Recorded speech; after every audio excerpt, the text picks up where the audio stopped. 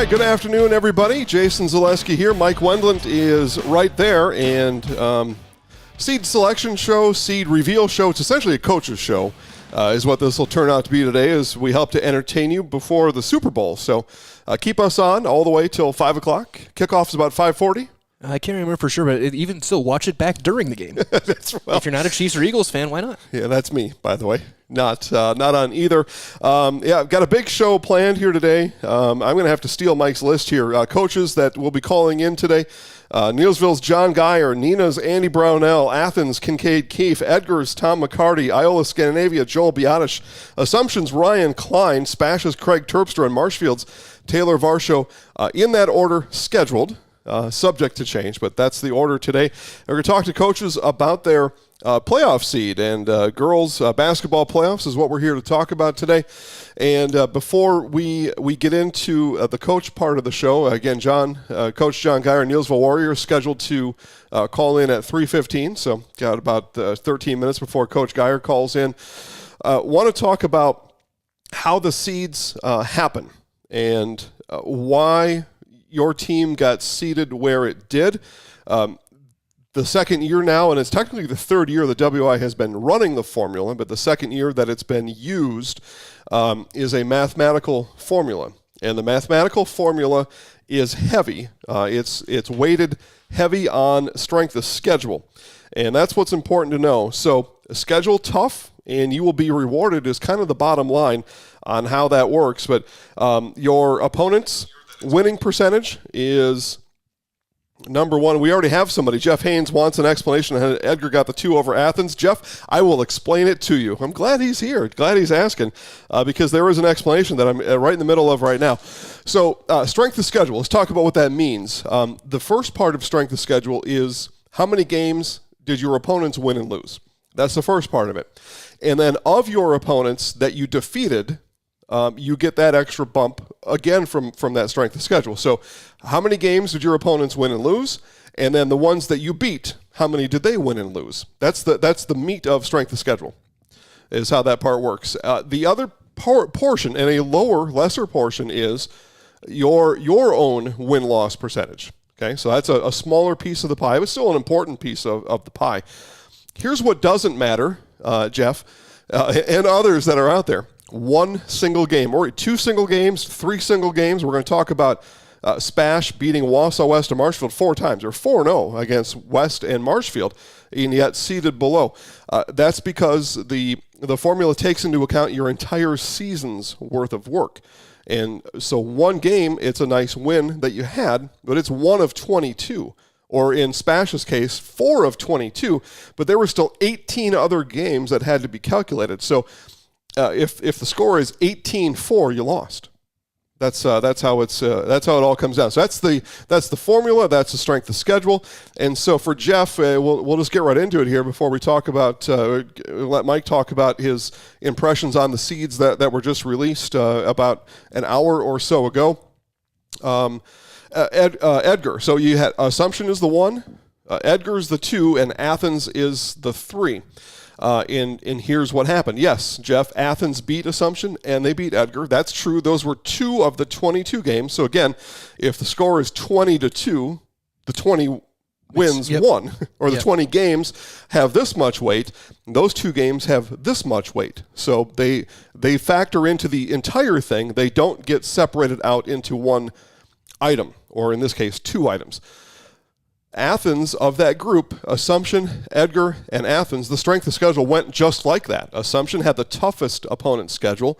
Edgar had the second toughest, and then Athens' strength of schedule was down here. It was certainly rather weak compared to the others, and the non-conference schedule was the weakest part for Athens. I don't have it all here in front of me. Jeff says, thank you, you're welcome. But Greenwood, I know, was a team that thank you, Mike's going to bring it up right here. So we'll go, because it's a really good case study, and it's a really good description of how this all works. But Athens, Owen Withy, Spencer, I knew there was a Greenwood. Yep, Greenwood is on here. Rib Lake. Now that's a conference game, so non-conference. Greenwood, Thorpe. Owen Withy, Thorpe, Spencer, Nakusa, all non-conference teams that again, without looking at all the standings right here, because we're here to talk to the coaches, but those teams probably averaged about 2 or 3 wins on the entire year, and those were your non-conference games. You can't schedule or unschedule your conference mates, but you do have total discretion on your non-conference schedule. Schedule tough, and you will be rewarded come playoff time. Well, and that goes to going back to last year. I talked with Brandon Trepetowski, the Amherst head coach. They canceled one of their games against a weaker non-conference opponent and scheduled Lakeland to come to Amherst to have that tougher game. Even though they knew it was going to be a tough game and they was likely going to lose, that improved his conference. I got him 2 home games in the playoffs, probably that game and then Mosinee the next week. Probably got that team 2 home games.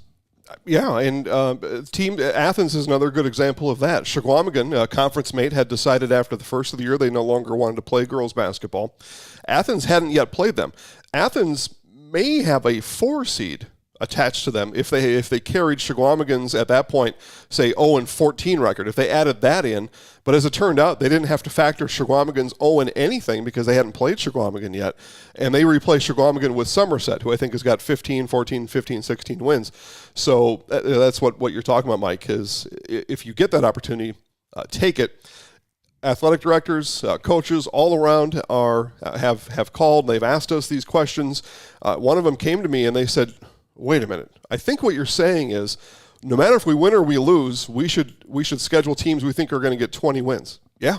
Yeah, absolutely. If you want to be the best, you got to beat the best. Yeah.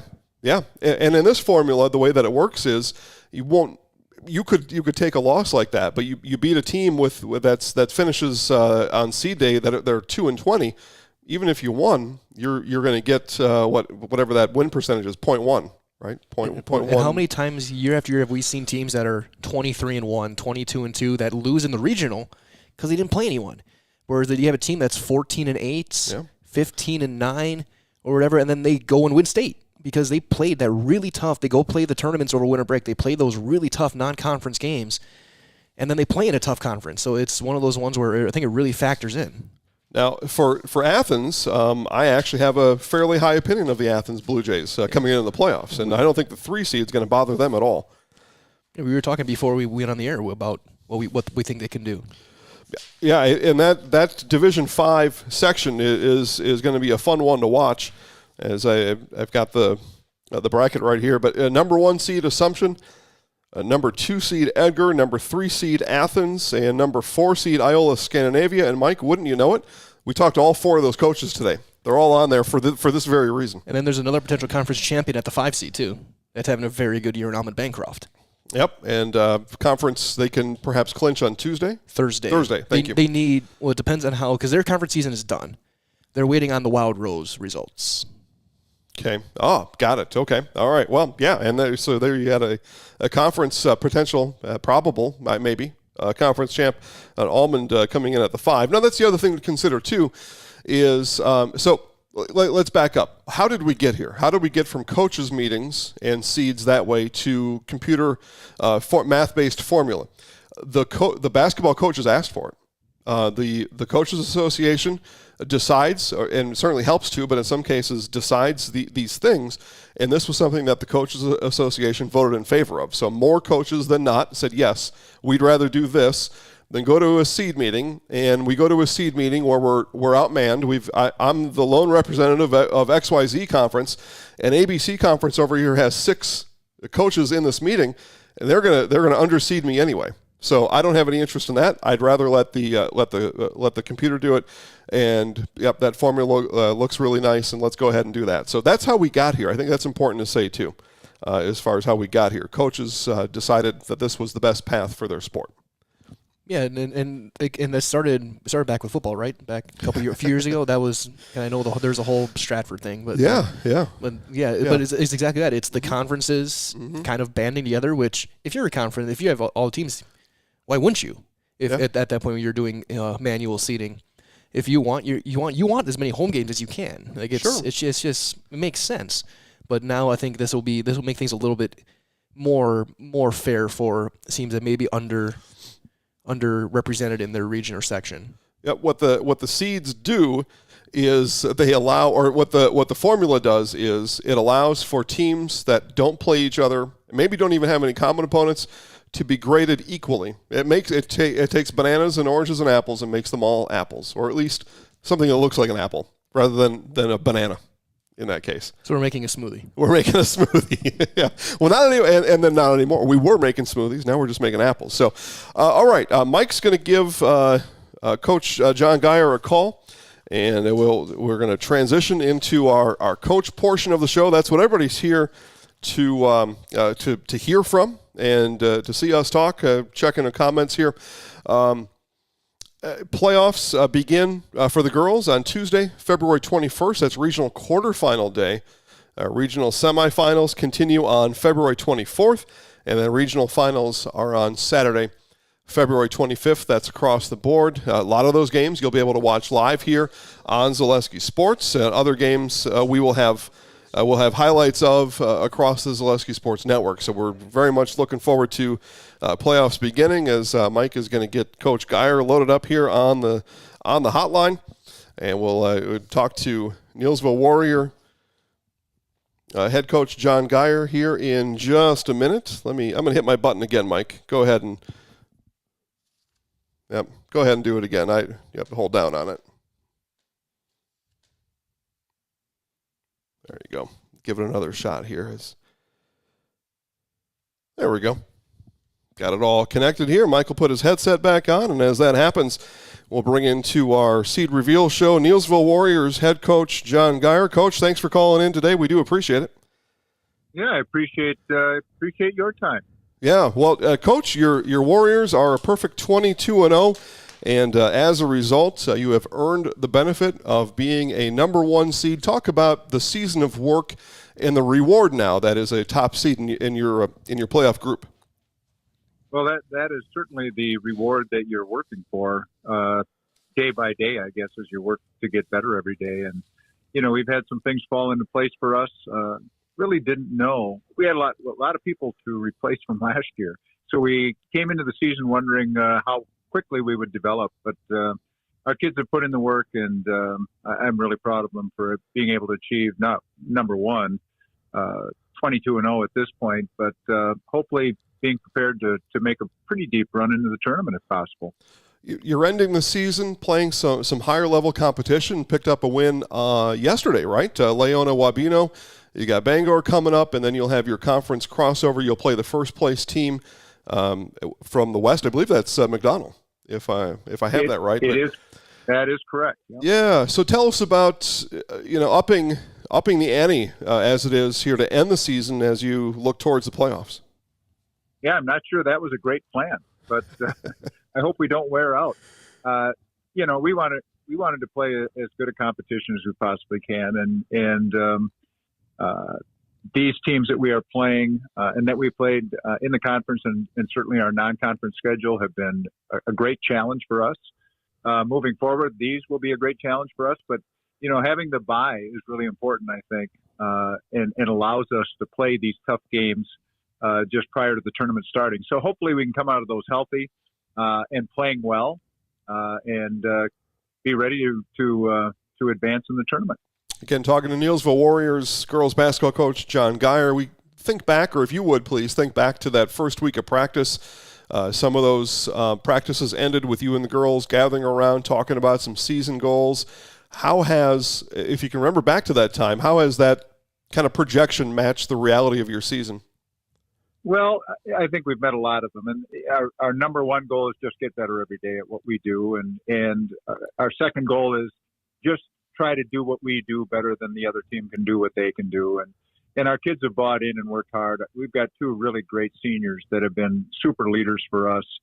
They play significant minutes for us, and they are a vital role. They've played a vital role in helping develop our young kids and bringing them along, and taking on the burden of a lot of responsibility in the games while our younger kids were developing. So that has been real key for us. Paris Opelt obviously has been a great player for us and is in her third year starting now as a junior. So she's had an impressive season as well. But those, I think, have been the real keys. We lost some depth. We had a great junior 5 player for us that became ill with leukemia. That certainly refocuses what is important, I think, for us. I think it allowed our kids to relax a little bit and realize that there are bigger things in life than basketball. And if we can just come together for a couple hours a day and put the real troublesome things that might be going on outside of our minds for 2 hours and just compete, that really helps. And then I think it also helps that our kids found a reason to compete and to play well and to uphold, I think, their reputation. And that is they carry Abby Kepp, who is the ill player for us in our hearts and minds. And I think that has helped a lot too, but it certainly helped us refocus on what's really important in life. You mentioned Abby and her fight. The community has really rallied around. You've been in the community for a long time. I'm sure you're not surprised about that, but maybe I'll give you a minute before we talk about basketball to reflect on and think about the community support that your team has received. Yeah, it has been amazing. And not just the community, but our conference and the schools around us. I know that Loyal and Columbus in their last game, Marshfield Columbus in their last game, helped do a fundraiser that I heard anecdotally that raised about $5,000 more for the family. And we know the cost of cancer, and that is really tough. But I think what's really important and what I've tried to express to the kids, and I hope communities understand this, we get caught up in the big picture of politics and at times, and we go to our bases at times. But what we really need to look at, I think, is how do people get along in our own communities? And it didn't matter what political affiliation you might have been in or religious affiliation you might have been in. When somebody in your local community needs support, people come together and do that. So there's a lot of good in this world that sometimes get overlooked because people pay attention to the other things that are making noise that we really don't have a whole lot of control over. But really proud of our community, really proud of our kids, really proud of our conference and our surrounding areas for the way that they've supported Abby and her family. And there's a lot of love out there in this world. Coach, that's why we love sports. It seems like one thing that can bring anybody together, no matter what.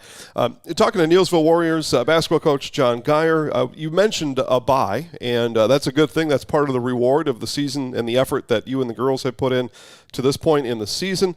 I think back to January 16th, you beat Mondovi that day, 61-29. And now a game at Mondovi on Tuesday. You'll play the winner of Mondovi and Whitehall. Chances that we'll see John Gaier in the gym on Tuesday, the 21st, in Mondovi. Well, I will either be there or have a spy camera in there somewhere. But I will certainly know what the results will be and who's playing well. We played Mondovi, and Mondovi played us tough. They're a physical team that play hard. Their coach Gray has them really competitive. This will be, if they come out of this will be the fourth time we've played them in 2 years, and they're not in our conference. So we're beginning to get pretty familiar with them. And Whitehall could come out of there as well. I know they're very close in their seeding, and so we will.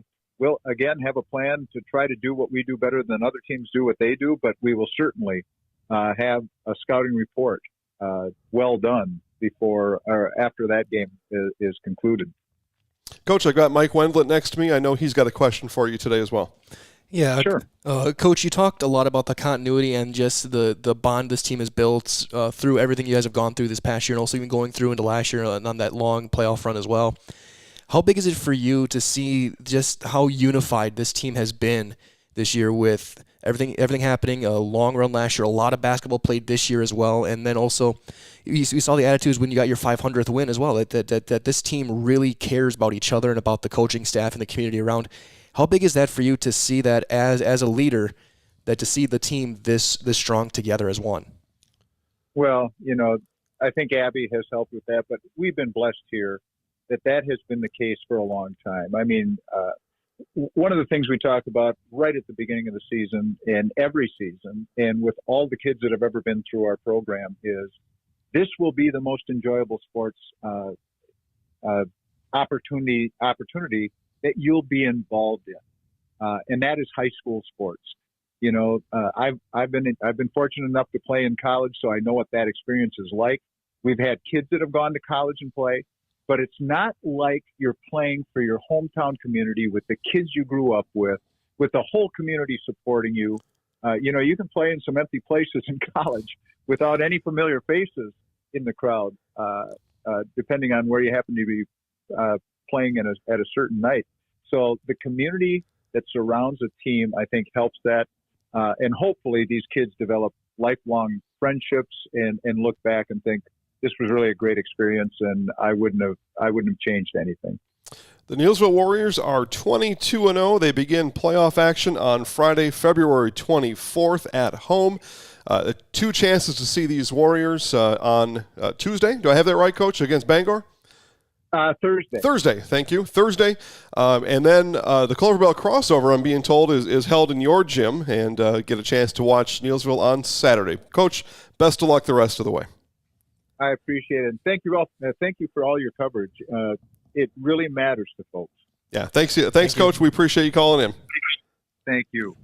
All right, we say goodbye to Coach John Gaier of the Neillsville Warriors and take a look at their bracket. I don't have any fancy graphics to put up here, Mike. I wish that I did now that I'm thinking of this.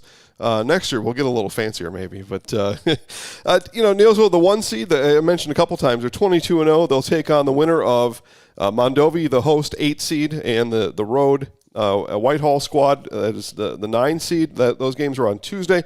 Abbotsford and Spencer. So you got a couple of teams that aren't that far apart. Merriwood North, Abbotsford, Clover Belt East, Spencer. That's the 5-12 matchup at Abbotsford on Tuesday.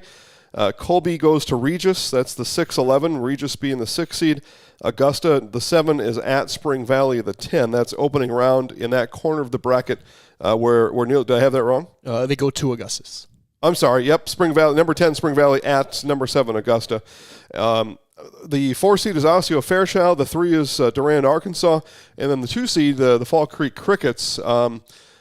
We looked at that earlier. Fall Creek, the 2 seed, but in the Clover Belt West, they're about 5th place or so in that conference. It really looks, Mike, like Neillsville with a we're not in the prediction business here, but as we kind of look at a bracket here, Neillsville, it looks like a pretty clear path to get to a sectional final. I think so as well. And we talk we talk all the time about styles teams play, and there might not be a team in the state that plays their style better than Neillsville. They know who they are every year, and they don't deviate from it, and it's been effective year after year after year. Yeah, you're right. They beat Phillips in a sectional final last year, 48-42. That's a really typical Neillsville basketball score on the girls' side. Now, looking through their schedule earlier, they can score in the 70s. They did. They also beat Assumption 33-22 or something like that. So they can play as slow and low. They can run and make shots, and that's why Coach Gaier has 500 wins. He's been able to help maneuver his team through whatever it takes to win that game. Especially, and then you talk about last year was against Phillips. That looks like that's another collision course potentially again. Well, it certainly does. Phillips on the top half of Section 1. Again, all these brackets are available at WIAAWI.org. I had way too many W's coming out there. WIAAWI.org. You can follow along with us there. Phillips, the 1 seed, they're 19-2. Casey Egebrecht, averaging just over 18 points per game. Mike Egebrecht, it's good when your dad's the coach. That can help. But as Mike said, on the Phillips side, they've got a pretty clear path to the sectional final as well. They'll play the winner between Chautauqua Weyerhaeuser and Boyceville. And then Ladysmith has a bye in the regional because Shawamigan dropped out after the first of the year. So Ladysmith, Grantsburg, and I'm not seeing how Phillips gets tripped up on their way to a sectional final. No, and then you look at teams like if you get to sectionals, Cadott, Colfax, Unity, Cameron. Like it's with what they did in the against Athens twice. That's an impressive pair of wins, and that shows how good that team can be. I'm pretty sure I saw Phillips score 80 on Athens. Yeah, last week on Thursday night. that's a lot. They didn't get talked about enough this year. I never saw them in the top 10 rankings, but I thought they probably should have been. Yeah, well, you're north of Highway 8, and you get kind of forgotten sometimes. But yeah, I think you're exactly right. I don't forget about North of Highway 8, but a lot of teams do. Take a look at Division 4. We've got Coach Andy Braunel, Nina Rockets head coach Andy Braunel coming up in just a few minutes, so make sure to stay tuned for that. Kyncaide Keefe, Tom McCarty, Joel Biadasz, Ryan Klein, Kraig Terpstra, Taylor Varsho, all due on the show. It's a 2-hour show. We take you right up until about 30, 40 minutes before Super Bowl kickoff here on this Sunday. So stay tuned for all of it. On the other side, it's some pretty interesting things, Mike, and I'm going to start with the number 2 Westfield Pioneers.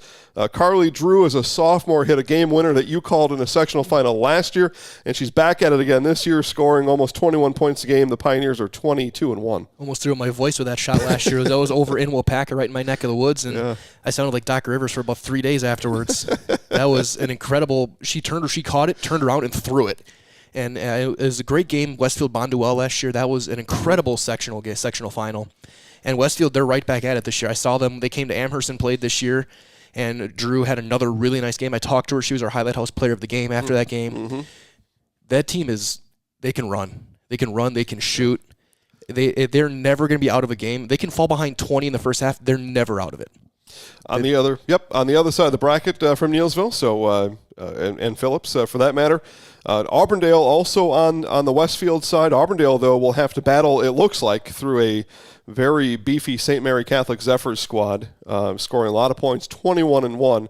Auburndale has struggled at times this year, though they still have a 1,000-point scorer, Anna Marie Aui, senior. Auburndale will still be a tough out, but St. Mary, as the 1 seed on the other side in Section 2, pretty tough squad there. And don't sleep on Wittenberg-Burnhamwood either, down the bottom half of that. They are their team. They're a game out of the conference championship race right now. Their only loss really to Bonduel. But Reese Rogowski, another 1,000-point scorer, a talented senior, going to be a college athlete in track. You had a couple of talented freshmen in there starting in the lineup who can put up 20 points any given night. Yeah, all right. Well, playoff action again for the girls begins on Tuesday, February 21st. We've got a couple games girls-wise this week, all week long, and boys too. As a reminder, weekly schedule at zaleskisports.com. Just click weekly schedule, and we'll dismiss Mike to see about getting Nina Rockets head coach Andy Braunel on the show.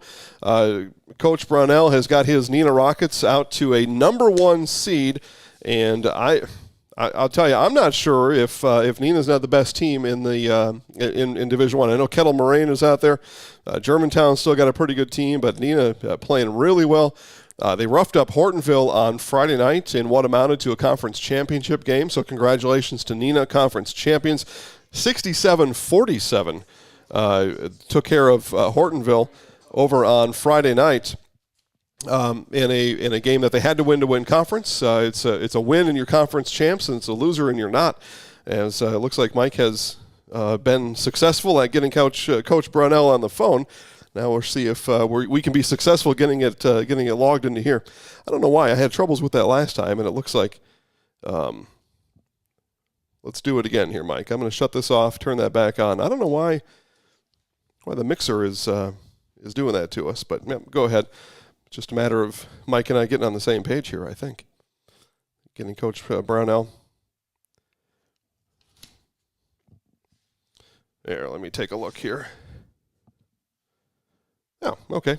Yep, says we're good to go. All right. Excellent. Okay.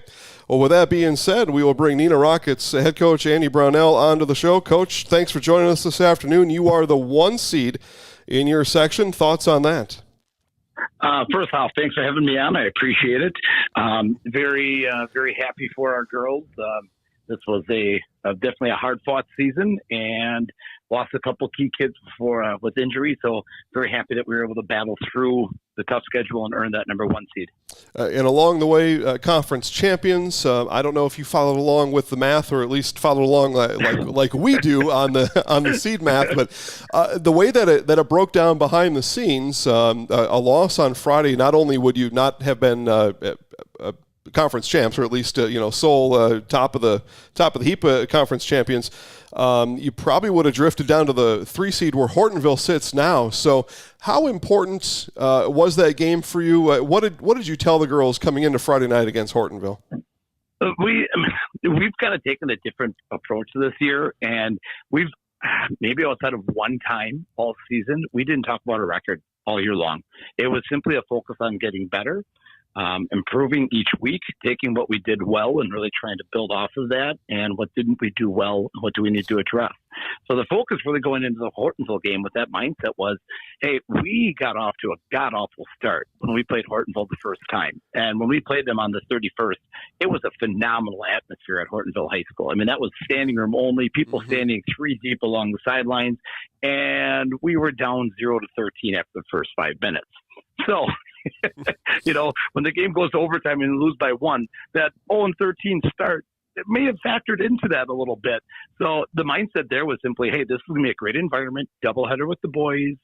The last, big game like that where it's a doubleheader in the field house, it was going to be a big crowd. So we just really talked about that mental part, about coming out fast, getting off to a good start, getting the motor running right away. So we really kind of just approached it from that mindset and just said, hey, this is a postseason type game.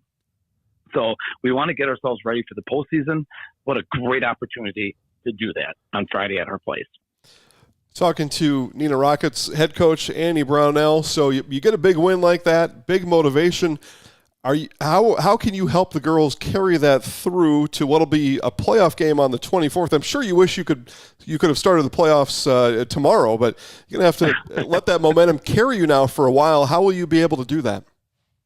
Well, I think first off, it'd be a great chance on Thursday. We've never really, during the course of the season, the first time I ever mentioned a conference title, believe it or not, was during the game on Friday. There was a timeout, and we mentioned the announcer was announcing it, and the girls kind of all looked around. I said, yeah, that's what we're playing for right here, right now. So it's just, we don't really make a big deal out of those things going into it. But Thursday is a chance for us to try to secure the conference title outright. It's also senior night. We got a great group of seniors. So I think that's going to be great because that'll be a great focus for us throughout the week, give us some phenomenal motivation against a very strong, improving Oshkosh North squad, who does a great job with that 1-3-1. Both boys and girls at Oshkosh North run a killer 1-3-1. So you got to be ready. So I think that alone will keep the attention focused. And then when you get into postseason, we brought a big chunk of last year's sectional final team back. So I think they know what we need to do come the postseason and how each week, each game, each practice is crucial to get you ready for it. Coach, the season's long and it's short, seemingly all at the same time. Throughout the course of the season, no doubt you learned a lot about these girls. Even the ones that came back, they've improved. You talked about what you've got to do between now and the playoffs. What is kind of the emphasis? What's job number one on improving this week? One, I think we've lost about 2 weeks ago. We lost the starter. We lost to Maya Jones. She's our 6'1" post player, very physical kid, an incredibly athletic kid for her size. Like you'd look at her and you think, hey, let's get her isolated. We could beat her off the dribble. Every team's tried it all year, and people don't. I mean, she's that athletic of a kid. So losing her, that put a different wrinkle on things. And I think you saw us really struggle on Tuesday at Kimberly, who that's another team that's just improved immensely during the course of the year in our conference. And that was a nail-biter. We snuck out with a 2-point win. That really, I think, helped us get motivated on the defensive end, getting ready for Hortonville. So continuing that development, because that's pretty recent. We just lost to Maya about a week and a half ago. So for us just to continue to focus on the defensive end, that's been a focus and it will continue to be a focus. And definitely without Maya has the girls' attention that we need to do it as a team. I know coaches say they don't look ahead, but us in the media, we get to do such things. And we're here to talk to you about playoffs. We kind of look down the road here, and there's certainly a chance. It'd be a regional final. There's a chance that Stevens Point would come to your place on that Saturday the 25th. That's where you started your season over in Stevens Point. Is that an advantage or a disadvantage to take somebody out of your conference and have to face them a second time? I think so. I think for both teams, because you're familiar with each other. We all every coach watches a ton of video. They all do. But it's different when you have played them. Even if it's at the very start of the season, the fact that you played each other, Terp knows us, we know what they do, and when you watch how they've been playing now, you'll kind of always have that good reference point back to when you played them early in the year. But I'll be honest with you, that 8-9 matchup between Oshkosh West and Spash, that's going to be a heck of a game because Oshkosh West is a super team, very physical, very skilled. And I know Spash has improved immensely from when we played them back in November. So I think that's going to be a treat. I don't know if you guys are covering that one or not, but that would be a great game because that's going to be a heck of a matchup. To be determined, Coach. To be determined. We'll see. Coach Terpstra is calling in later. Maybe I'll ask his opinion on us being there. I've got Mike Wendlandt next to me. He called your game over at Stevens Point earlier in the year. I'll turn it over to Mike for as we start to wrap this up. Yeah, Coach, that game, again, it was so long ago, and you said both teams are very different, but that game you guys showed you could play inside, you could play outside, you could go to the post, you could shoot the three. You had 14 of 30 from three in that game. What have you seen, how's your team grown from that game, knowing that you may see them again and seeing how they have grown over this year? I think for us, our big thing is just the consistency in which we play each game. And honestly, I feel like the first time I can honestly say all year we've played a full, complete game was Friday night against Hortonville. So we've still been very much of a work in progress. We tend to focus on what we do, and when we're working on things, when we prep for an opponent, it's typically here's what we need to do because our opponent will do this. So it's a lot of, we always start the focus with what we do. So we know Spash, if they get past Oshkosh West, because then that's going to be, that's going to be a tough game. We'll probably spend Monday and Tuesday getting ready for both Spash and Oshkosh West because that's, that could be a dogfight either way if we're able to get past that first game on Friday. So I think that it's going to be a tough game either way because whoever gets out of that one is definitely going to have to fight hard to earn it. So, they're going to be ready for the Saturday game. Coach Jason Zaleski back again. Last question, then we'll let you get back to your Super Bowl preparation. I'm sure you got a table full of treats and snacks and other things you're getting ready to take care of. You've got the bye as the one seed. You've got the bye, and you maybe partially answered this question here, but Tuesday you won't know your opponent for Friday until that Tuesday. It's DC Everson, Wisconsin Rapids, the 16 and 17 seed. How do you go about preparation on Tuesday? How do you help the girls prepare for a playoff run? Typically what we'll do is we'll look ahead as coaches. I hate to look ahead, but in postseason you have to. We'll look ahead a little bit what we need to be prepared for Saturday's game if we get past Fridays. And we're not going to talk a lot about it, but just the skill work that we'll emphasize are what we need to work. You don't have a practice from Friday night to Saturday. I will be going over, I'll see who all comes with me. I'll be going over to Wisconsin Rapids to see Everest and Rapids play and square off. And that gives me a nice drive back to kind of start mulling over the game plan and getting things ready. And then Wednesday, Thursday, the full focus will be on the winner of that game so that we'll be completely dialed in for Friday night's game on Wednesday and Thursday. All right, there you go, Mike. You heard it here first. Coach Andy Braunel, Neenah Rockets, will be in Wisconsin Rapids on Tuesday. So go sit with Coach and eat a bag of popcorn. And honestly, they'll learn a lot about basketball that day. Coach, best of luck this week and then into the playoffs next week. Sounds good. Thank you. All right, thanks. All right, Coach Andy Braunel making himself available for us today. Neenah Rockets, we talked about the Rockets, Mike, 22-1 overall. They lost to Hortonville about a month ago at Hortonville at the buzzer. Had a missed layup that would have won it. It was a 1-point game, and then turned around and beat Hortonville by 20 on Friday night. Now again, Hortonville was without Callie Pepler, but still, you beat a team by 20. That's making a statement before the playoffs. Well, that even goes back again. I saw them very beginning of middle of November, first game of the year. I said after that game, this team looks like they can win the state championship right now. They have arguably the best player in the state. They have one of the best shooters in the state in Sammy Buss. And obviously Elizabeth is, her reputation speaks for itself. She's going to UConn. But this team, and Coach Braunel is also, I saw the adjustments he made in that game. He is a very, very top-tier coach in this state, and he's going to be seen as one of the top coaches, I think, for a long time to come. Yeah, absolutely. I completely agree. I said in the show I did before this one, Allie Zabel is just magic on the basketball floor, just the way that she maneuvers around. Obviously, Coach Gino Ariema thinks the same I do, and he knows way more about basketball than I do, as she'll go to UConn in 2 years. She's a junior. She's a junior now. Right now. So, and then other news in that bracket, again, we're going to talk to Marshfield's Taylor Varsho and Stevens Point's Kraig Terpstra. We put them back-to-back to end the show for a reason, because a lot of the seed process that we talked about here today, and again, if you're just joining, I'll go through it again. The seed formula cares a lot about who you played, and it cares somewhat about who you beat along the way. And then it cares about your own winning record. It cares nothing about one game here or there.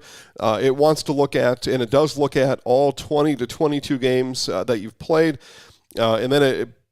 But the formula really wants you to play top-tier teams. They want you to play teams with winning records and teams that are really on the other end of the winning record. Up here versus 500 and below. And in this bracket, we got a real example of that and how the formula works. So we've got Stevens Point, who's seeded 8th. We talked about that with Coach Braunel. The Panthers are the 8th seed. Wausau West the 7, and Marshfield the 6. Stevens Point is the Wisconsin Valley Conference champion, and they're 4-0 against Marshfield and Wausau West. Well, that's what I was kind of going to ask, because you talked about how Neenah, if they had lost Hornville, they would have dropped down to the 3. Yep. How much would things have changed between those 3 teams if Marshfield had won that game in double overtime? Yeah, think about that. Marshfield, there was a chance. I don't have all of my spreadsheet with me here today, but yeah, Marshfield the 6. A win there for Marshfield, they may have been able to push Eau Claire Memorial for the 5 seed, and then you're talking about Stevens Point going on the road to begin the playoffs. A loss, Marshfield maybe would have been able to edge up to that 5. I'm not sure they could have quite got there with the one single mathematical equation from the one win. But Stevens Point for sure would have dropped out of a home game type of scenario. So. But when you put those teams in order, Marshfield 6, Wausau West 7, and Stevens Point 8, that's exactly what their strength of schedule comparisons were. Marshfield of that threesome had the toughest strength of schedule, the toughest opponents, Wausau West next, and then Stevens Point came after that. And when all the records were pretty close, Stevens Point 15-7, Wausau West 14-7, and then Marshfield 18-5. So Marshfield out of that 3, though, what was the clear winner of that group, having the strongest strength of schedule and the best winning percentage. And then it was a near toss-up between Stevens Point and Wausau West, but West edging out the Panthers on the strength of schedule. So again, the teams that Wausau West played compared to the teams that Stevens Point played, West's opponents were just a little bit better, and that was enough to put them above conference champion Stevens Point. That's when we're also scheduling plays a factor as well, because they haven't played West the second time yet. Correct. They play them this week after the brackets are already out. That's a very good point. There are games left this week where they don't get put in the formula. And I began talking about this before, and then I forgot. We've got Coach Kyncaide Keefe. So I'll finish up these thoughts, and we'll let Mike get Coach Athens girls basketball coach Kyncaide Keefe on the phone. But again, the coaches asked for the formula to happen, and then it was approved. And then the coaches also said, we want an extra week, or we want this time frame to be able to prepare for the playoffs, and so we want the seeds to come out this day instead of this day, and that's what the coaches had asked for. So they asked for the mathematical seeding process, and then the coaches also approved the timeline. And what the timeline is, as Mike just really made a really good point about it, has said that the coaches asked for this additional time between give us our seeds on this day, and then we want a week to 10 days to prepare for it, and that's exactly what happened. And so we are looking now to connect the phone back to the mixer, which is really, Mike, everything's went really smooth here, but yeah. There we go. Now we got her. Okay. I think. Oh no, it was connected. I think what I now have learned is I got to keep my hands off of these buttons over here, and then things will work much more smooth. Yep, connected right there. There we go. All right, so with that being said, we'll bring Athens Blue Jays head basketball coach Kyncaide Keefe onto the show. Coach, congratulations on a good season so far. I know you may have questions for me about your 3 seed, which I'm very willing to talk about. But first, congratulations on a good season so far. And clinching a share of your conference. Just first thoughts on your season overall. Yeah, well, thank you very much for having me. But yeah, I think this season, our strength of schedule, I feel like, had a big part in where we ended up. Doesn't say really who we are as a team, but so far this season, I feel like we've been in very good competition games and held our own for the most part. And I think I'm very proud of the girls, how they've been playing and stuff. So I'm excited to see where we take the next month or so. Coach, I'm very happy to say that. That means you have now graduated from the Jason Zaleski School of Seating, and we appreciate that. Honestly. Yeah, well, and there's been questions already, and the questions will continue to come around your community. How in the world did we beat Edgar and Assumption, yet we're seated number 3? And the answer to that, which it sounds like Coach already knows, is the seeding process looks at your complete season. And it values one game as one of, in this case, 20 or 21, however many games you've played. It's one of the whole bunch of them. But tell us about that and how beating Assumption and beating Edgar this year, how you've been able to kind of grade your team and then knowing what you've got to do, because you may face each of them again come playoff time. Yeah, I mean, it's definitely a bummer in a sense that we won't get to host them again, because our girls busted their butts again in those games to try and get that home seed come playoffs. But our motto this season has been control controllables. We can't really control the computer and can't really get too upset about it because you really have to beat the best to be the best. So wherever we go, we'll have to show up anyway. Yeah, I think that's spot on. Once you get into the playoffs, you just got to win the games. Whoever they put out there on the floor with you, that's a game that you've got to rise up to that particular challenge on that given day. I'll let you do some coach speak if you want. And coaches do time and time again, but oftentimes we hear from basketball coaches. Again, we're talking to Athens Blue Jays coach Kyncaide Keefe. Coaches will often say, we'll learn more from a loss than we do a win. What did you find out about your girls leaving Phillips last week on Thursday night? Yeah, that was definitely a tough one for us. We felt the first time we played them, we definitely gave them a little more run for their money the first time. We went up to Phillips, just not in super good health either, so that didn't help. But again, it's just some adversity we had to fight through and then some foul trouble. But leaving that gym, I feel, in a way, it was kind of good to get that loss out of the way before playoffs so we can learn from it. We don't really call it a loss either. We grow together and we win together. Okay, so that loss is more of like us growing through it before the show, the big playoffs come up. Yeah, thank you for that answer, Coach. Let's see. Take a look at your roster. Giselle Hartwig, Sophia Coker, Addison Levicka, all average 15 points plus per game. What's it been like coaching the group of girls that you have this year? Every day is so fun. I can't give them enough credit just for their energy they bring. Game day and in practices, I feel like there hasn't been a practice where we don't just truly enjoy being there and being around each other.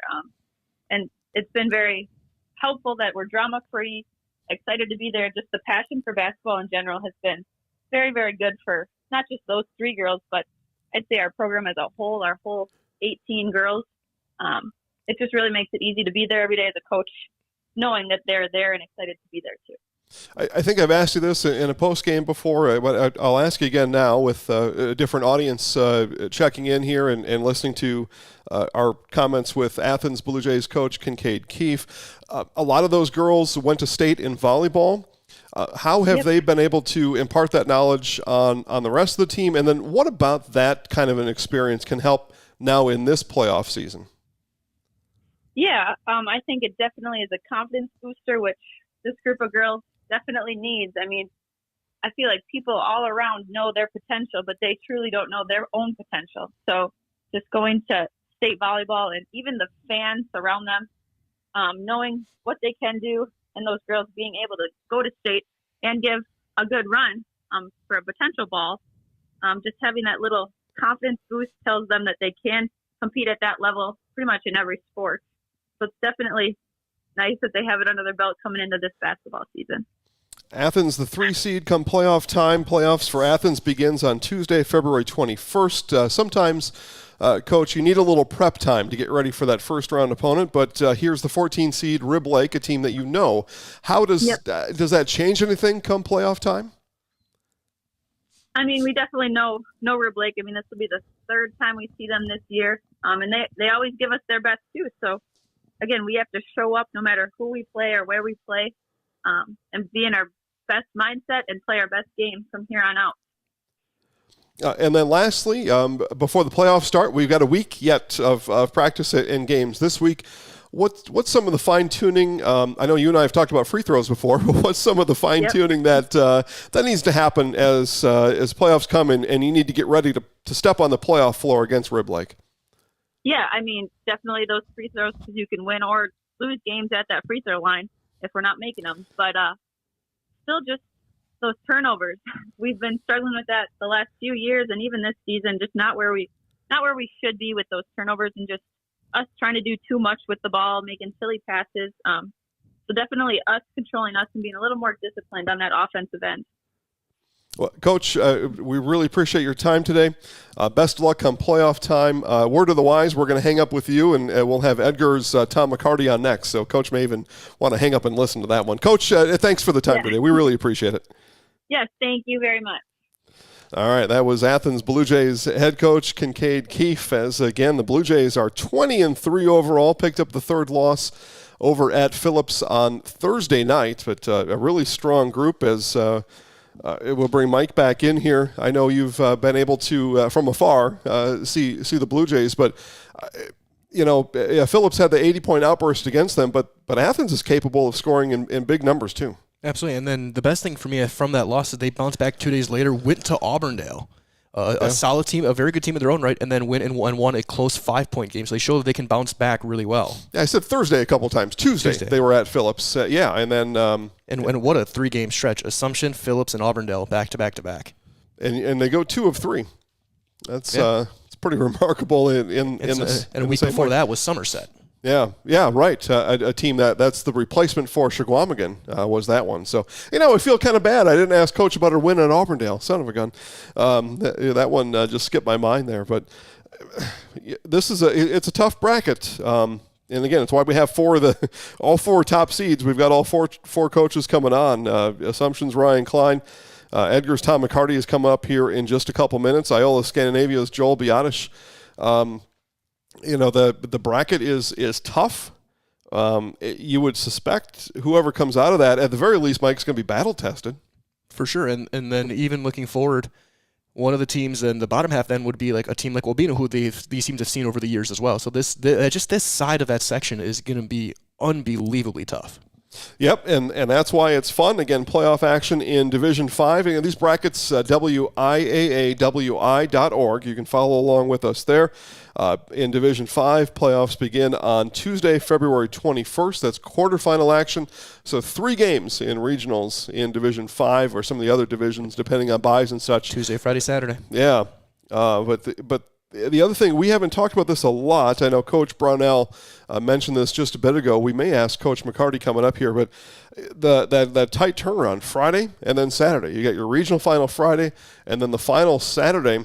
Not only is there little to no time to gather your team and talk about it, but there's little to no time to recoup as you get ready for that regional final. And it's also a one-level tougher opponent as well, whereas I don't want to say it is an easy game on Tuesday because no game is easy. No. But you're playing a team that's much lower in the seeding on that Tuesday night. Then you got 2 days to practice, and then you got to go right back to back to 2 really tough teams, especially in this side of Division 5. Yeah, Tigerton is at Edgar, and then aside from that, then Newman Catholic, the 7 seed, and the number 10 seed Gresham. So Edgar, Tigerton, Gresham, Newman Catholic. If you want to look at kind of a pod like that. One of those teams are going to come out of there. The other pod, Athens, Rib Lake, Northland Lutheran, and Columbus Catholic. The Dons have either won a number of games in a row or have won 6 of 7 or something like that coming in. So Ron Wilczek's Dons also playing well here coming down the stretch. It's going to be tough. And then the other pod, Assumption, Port Edwards, Pacelli, and Rosholt. Pacelli-Rosholt, the 9-8. In that matchup, as it looks like we have success with Coach Tom McCarty, and we'll let the machine here do its thing. It likes to connect on the second try for some reason, Mike, and I don't know why that is. Yep, go ahead and hit it again. There, see, I don't know why it does that, but that's what it does. And we bring in now Edgar Wildcats head coach Tom McCarty. Coach, the 2 seed, we found out about an hour and, almost 2 hours ago now. But the 2 seed, talk about getting the 2 seed for the upcoming playoffs and what your season of work has helped to equal that reward of being the 2 seed. Yeah, it's exciting for our girls to reap the benefits of playing a tough schedule and battling every night, and to reap the rewards for that. It's nice to see a pathway through the first week in the home gym, and that's a big reward. Yeah, I'm glad you mentioned that because that's something that I think we should talk about, getting the reward of playing at home. Should you win, you'll guarantee yourself to be able to host a regional final. How important is that? How much emphasis should people put on a team being able to be familiar with their surroundings, shoot at the same baskets, have the same backdrop, all those kind of things? Yeah, I think it's it's not everything, but I think it's a benefit. And the Friday, Saturday structure of a regional semifinal and final is really, it can be really grueling, especially if that Friday night game is physical. And so being able to come back the next day, shoot around in your own gym in the morning, not have to get on a bus 2 hours earlier and have a little bit more of your day to sit back is a really nice benefit. We've talked a lot to our audience today and throughout the season about the seeding process and the strength of schedule. You've got some built-in advantages in your own conference, having a really tough conference to play in, and then some of the non-conference games as well. How has the season unfolded for you and the girls to prepare them for a playoff run? Yeah, like you said, we have the built-in advantage of playing in the Merriwood South, and that is alone a nice preparation for playoffs because every single night is an absolute battle no matter who you're playing, and you have to be ready. And then you throw in the crossovers with the North and an Athens and a Phillips and an Abbotsford, and you have quite the schedule already. And then we went and played a really nice Marshfield Columbus team and a good Amherst team over Christmas break, and we went and played a big school in Mosinee on the road, which helps us and gives us a look at some styles that you don't always see in our conference. So, we're really proud of playing a tough schedule, and our girls battle every day, and I think we're ready for the run here. Your team is led in scoring by Reagan Borkert. She's not only a 1,000-point scorer in her career, she averages almost 19 points per game. What kind of a luxury has it been to have a player like her, and then somebody like her that's able to get the other girls on the floor to help coordinate and really lift their play as well? Yeah, when you have a player like Reagan, it's such a benefit. It makes coaching easy because you have an athlete that can make something out of nothing, out of nowhere. The other night we're at Stratford and it's tied down the stretch, and she makes a big play, has a steal, goes coast to coast, and makes a tough turnaround jumper to give you the lead. That's not coaching whatsoever. That's just a player making a play. And when you got a kid like Reagan, that makes it easy. And she's done a great job of setting the tone for her teammates. And, she's seeing double and triple teams every night, and she's finding open players, and her teammates are making the best of those situations. So having someone like that, especially down the stretch, a senior with experience, is going to pay off big time. Coach, there's no doubt Athens as the 3 seed would like to see you in your home gym that day. Also no doubt they're probably cheering against you as the playoffs go on. But as I take a look at your group of 8 in your regional, in that bottom half of the bracket, you've played Athens, you've played Rib Lake, you've played Columbus, you've played Newman twice. Did you get enough learning? Did you get enough experience against those teams to make it out as regional champs? Well, I think we've gained the experience, but, with that comes experience. We know that there's a lot of really good teams in that grouping too. Not only has Athens had an incredible season and they've got those athletes up there, that Marshfield Columbus team was pretty good too. And Newman battled us both times. So, the experience has us ready, but it also has us kind of with our head right, knowing that there's not going to be an easy game in this regional. There's a lot of good teams in that grouping. Coach, as we wrap it up and let you off the hook again, we're here entertaining people before the Super Bowl starts. We're certainly glad that you're a part of it as the girls' seed day gets to compete with the Super Bowl. Talk about the odds being stacked against you, but I think we're doing pretty good here.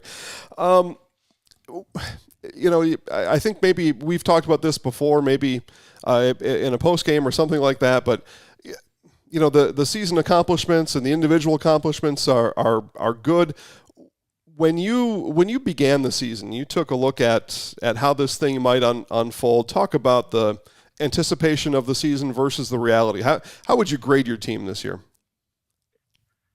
I thought we had a really good season, and hoping to continue it. If I would have looked at the schedule, and said, where do I hope we end up?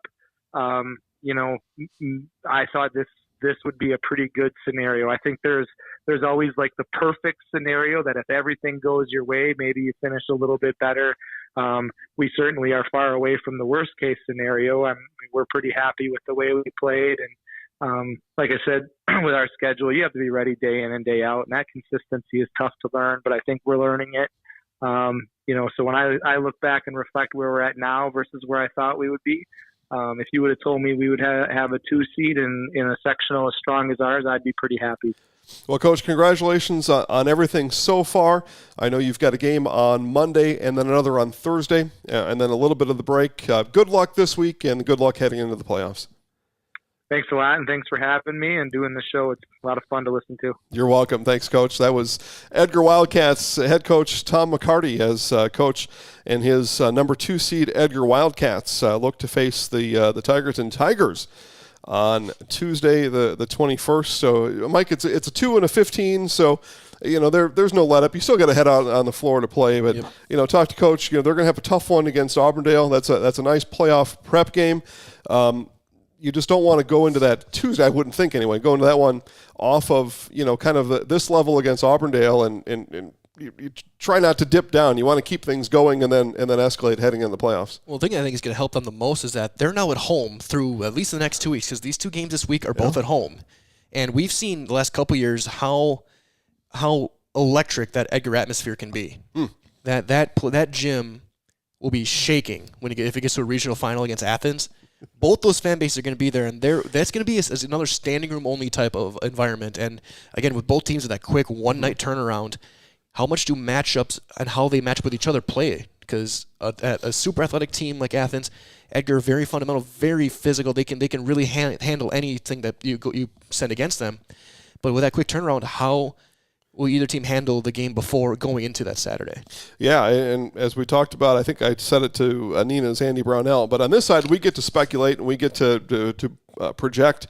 I just think back to that Edgar Athens game in Athens about a month ago. 3 or 4 point win for Athens. They missed about 15 free throws in that game, so it could have been more. But on the other hand, you alluded to this just a little bit. Sometimes maybe you don't kind of put your whole game plan out there, or whatever the case might be. Those 2 teams are going after it that night, and it just seems like on this side, on the media side, it would just be a lot of fun. I know there's other good teams in that bracket, but the fun we had and the standing room only and the rim, the gym shaking. Those are better games to see. That might be the game of the playoffs for us to call, to work, and to watch, because the environment's gonna be so good. Yeah, it is. All right, we'll dismiss Mike here momentarily as we got to talk to the 4 seed Iola Scandinavia. We're gonna have Joel Biadasz come on with us here, Iola Scandinavia Thunderbirds head coach. As take a look down my list here, Iola is slated as the 4 seed. They are scheduled to play the 13 seed, the Tri-County Penguins, in the top half. So again, Assumption and Port Edwards, the 1-16, Pacelli at Rosholt, that's the 9-8. By the way, the Rosholt Hornets hosting a playoff game. A really nice season for the Hornets, as they'll take on the Pacelli Cardinals that day in a game that's only 4 or 5 miles apart, Rosholt and Stevens Point. Number 5, Allman Bancroft hosts number 12, Prentice. And as we get, we're going to get Coach on the line here soon. Again, Iola Scandinavia and Tri-County. No good? Right to voicemail it goes. Okay, well, that's all right. We can talk about the T-Birds a little bit here ourselves. All right. Oh, you know what? Yep, never mind. I gave Mike some bad info here. Hang on a second. I can't even begin to describe what kind of day I've had, and it's no excuse, but I gave Mike the wrong phone number there, so we're going to have it here. in just a second. Let's see here. You know what? Let's see. That's not it. That's not it. Here we go. There we go. Yep. For some reason, I just gave Mike somebody else's phone number. That's all. No big deal. We've got Iola Scandinavia Thunderbirds head coach Joel Biadasz coming up here in just a minute. Also scheduled to be on the show, Assumption Royals head coach Ryan Klein, Spash Panthers head coach Kraig Terpstra, and Marshfield Tigers head coach Taylor Varsho, all coming up on the show here in the next half hour to 40 minutes. That's all we've got left. We've already been burning through it here during the last hour and have had a lot of fun. We've talked to John Gaier, Andy Braunel, and Kyncaide Keefe, and in just a moment we'll bring Coach Joel Biadasz up. Yep, hit that one more time. That seems to be our magic, hitting it twice. And yeah, for whatever reason, it's just second time's the charm around here as we bring in Iola Scandinavia Thunderbirds head coach Joel Biadasz. Coach, thanks for calling in today. Let's get right to it. You are the 4 seed coming in. Thoughts on your seed coming into next week's playoffs? First of all, thanks for having me. Thoughts coming in on the playoff run that we're looking forward to having. We kind of thought coming in that we would probably be around that 4 seed with a pretty stacked sectional. It's our first year in D5, so I think we're looking forward to it. We really haven't looked ahead of the schedule. I know I've looked at it, just kind of seeing where we're at. But other than that, we're looking forward to it and looking forward to the challenge. Yeah, I'm glad you brought that up. The last time you and I spoke was in Auburndale last year. You were Division 4, and now Division 5. Is there any advantage or disadvantage to that? I know it's out of your control, but are you able to capitalize on that somehow? I know. Looking at that, I definitely was thinking we're in Division 5 and looking at the teams, I'm like, I don't think it's any easier. I think the teams that we're going to see definitely down the road are definitely at a high caliber, but Division 4 is they're still stacked with the same ones with Westfield and Wittenberg and St. Mary's Catholic now kind of replacing our spot. But looking at the Division 5 sectional, I think Assumption, Edgar, Athens, they're all teams that I've definitely seen play throughout the year and just kind of seeing where they're at. They're definitely high competitive teams that I think we'll see down the road here. Talking to Iola Scandinavia Thunderbirds head coach Joel Biadasz. As a matter of fact, you come to Division 5 and you get slotted into the bracket. And by the way, welcome. You've got at the top of your bracket the number 1 seed Assumption Royals, state runner-up last year, state champion the year before. So that's kind of a welcome to Division 5. Yeah, for sure. I know that when we kind of saw Assumption was in our section, I'm like, we definitely could see them down the line. And yeah, definitely a warm welcome, I would say. But I think they got a good program there, and just seeing them in the past definitely shows all the work they've put in and stuff. But I think looking at our team this year, I definitely think we can always give them our best if we ever have a matchup coming our way with them. Coach, I've got Mike Wendlandt standing here. I know he's got a couple of questions for you. Absolutely. Well, Coach, I guess talk about the conference you've been in, being in the CWC East, playing Wittenberg twice, Braunel twice, Amherst twice, and having now moving down into 5, playing some teams who maybe a little bit of a different style. How are you adjusting from playing against those teams to how you're going to have to play in the playoffs against a team like Assumption that's going to try and press? Yeah, I think our conference has been built pretty strong the last few years, and looking at Braunel and Wittenberg, they've had really nice players that have tested us, and we've been on the top of some of those. And then we've also learned from a couple losses where we're playing teams that have pressed us a little bit more, or if they're in a zone or man-to-man, and just kind of different things they've ran, and kind of comparing it to Assumption's press. They've always been they're always up in your face and pressing, and their zone has always been kind of a hassle for some teams that they've played this year. And I think a few of those top teams in our conference have definitely prepared us, but we're not going to settle with kind of what we've seen so far. We're definitely looking to get better as we go along here.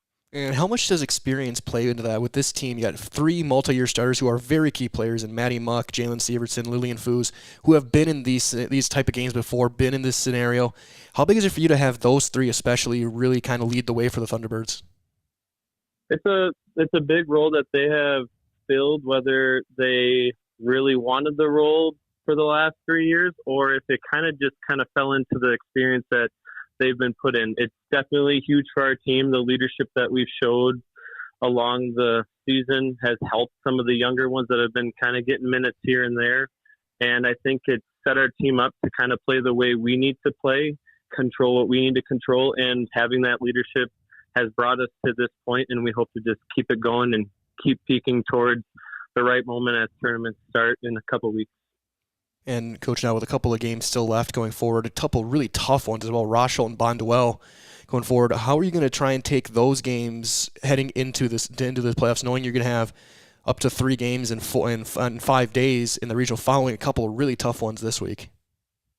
I think it's taking it one day at a time. I know I've told the girls that every single day, and as much as it's hard to not look ahead, we really do just take it one day at a time. We're only worried about getting better each practice. When it comes to games like this week, we have a Tuesday, Thursday where we play Tuesday and then we have one practice before the next game. I think it's just taking what we can control, doing it the best we can, and adjusting in the games as we play Braunel, who's at the top of our conference. I think it'll only help us just get stronger as we have those possibility of 3 games in 5 days during the regional week. All right, Coach. Well, best of luck. We really appreciate you taking your time. Super Bowl, we haven't asked this yet, so we'll ask Joel for the first time here today. Got Kansas City, Philadelphia coming up, kickoff about an hour and a half. Who do you have tonight in the Super Bowl? Well, I would say from my own experience, since I'm more of a Dallas Cowboy fan, I don't know if I have a mixed feeling between the Eagles and the Chiefs, but I am going to take the Chiefs tonight by 3, I think.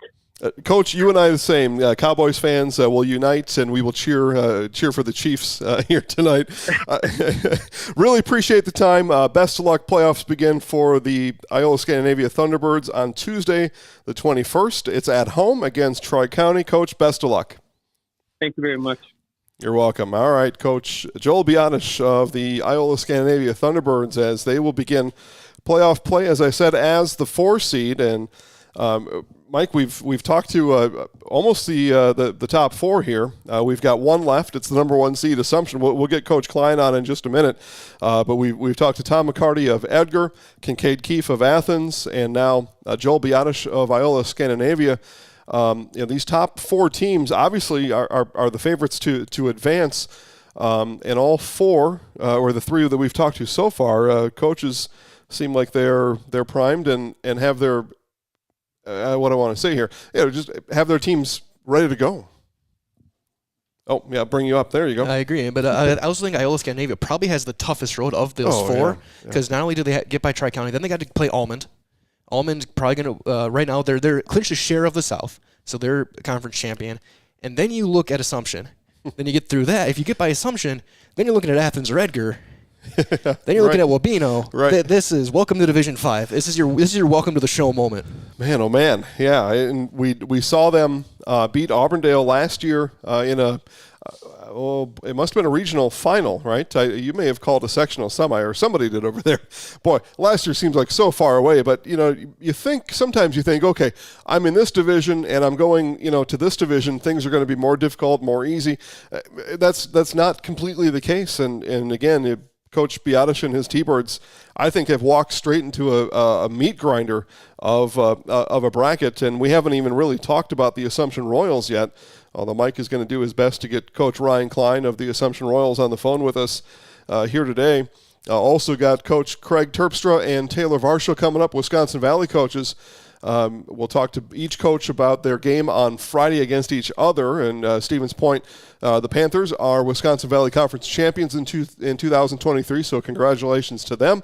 But again, for all their efforts, they're seated 8 below Marshfield. So we're going to get some reaction from both Coach Varsho and Coach Terpstra about that. But in the meantime, it looks like we're going to round all the bases here and get Coach Ryan Klein of the Assumption Royals on the phone here in just a moment, as Mike has been through this routine before. As soon as that screen goes away, we'll have to hit it one more time.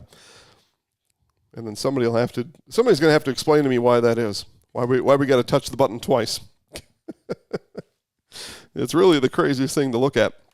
But the Assumption Royals, 18-3 overall, and coming in as the 1 seed in the tournament, and not much of a surprise there. I think everybody had them kind of slotted into that, and state runners up last year, state champions 2 years ago.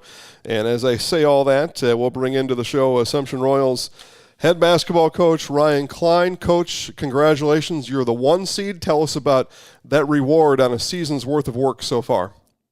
It's really good news. I'm not going to lie to you. That's the first I found out about it was from your mouth right there. So it's good. It's good to hear. And as far as how everything else shakes out, I'd be happy to hear from you on who we end up playing here. All right, well, breaking news then, Coach. You'll host the Port Edwards Blackhawks on Tuesday, the 21st. Also in your group, Edgar is the 2, Athens the 3, Iola Scandinavia the 4. I know you're familiar with both Edgar and Athens this year. Seems like a pretty tough group. I know coaches will say 1 game at a time, but tell us about another playoff run that you've had some success the last 2 years. Yeah. I mean, I know hosting the regional is always something that, it's kind of a nice reward for a good season. So generally start getting some people to fill the seats. And I know we've had some people around our community that have been pushing to get families into the gym, and the atmosphere is starting to pick up. So looking forward to some good regional games. And Edgar and Athens both being in there, I think I went up and watched Edgar play Athens, and it was one of the better games I got to see all year. So I know those two are excellent programs, and look forward to the challenge. And yeah, it's a great time of the year. I got a text from Inara here at the beginning of last week, and she's offering her well wishes and excited for us. And she said, yeah, it's a great time of year to be playing basketball, so we're going to enjoy it. Coach, a couple nights ago, you had to sweat one out at home against Abbotsford. And then coming into this week, we still got some more games to play. You've got to make up against Stratford tomorrow. As you begin kind of looking towards the playoffs, we've still got 3 games to be played yet this week. What do you and the girls need to work on starting tomorrow in Stratford? Or at home against Stratford? Well, I mean, things got shaken up a little bit with Sarah going out, and Colo's kind of been nursing an ankle injury back to health. So, we've gotten a couple of gals to join us back. Riley Stableski's coming back from an ACL, and Bree Sullivan's coming back into the fold a little bit too. So, you kind of develop your dynamics within practice where, you've got your girls that are going to be seeing the floor for a substantial amount of time together, and then you've got your girls that need to give them a good look. And both sets of girls are, super important, and they're, I think, both in their own ways kind of coming together in those units, and makes for some good competitive practices. And yeah, hopefully this week I think we're going to have 3 JV games and 3 varsity games, and a lot of games to play, a lot of opportunities to keep coming together and keep improving. Coach, you and I have talked about this before, the type of pressure defensively that you put on during the course of a game. It makes your team really tough to beat. What about that pressure makes it so tough? Why? I guess a simple answer is, well, you put doubts on the other team's mind, and they start going a little bit haywire. But what about that defensive scheme, that pressure, makes you so tough to beat? Well, I think a lot of it just goes into the athleticism of the girls that we have, and the work ethic that they have. I don't think it's anything too special that we do.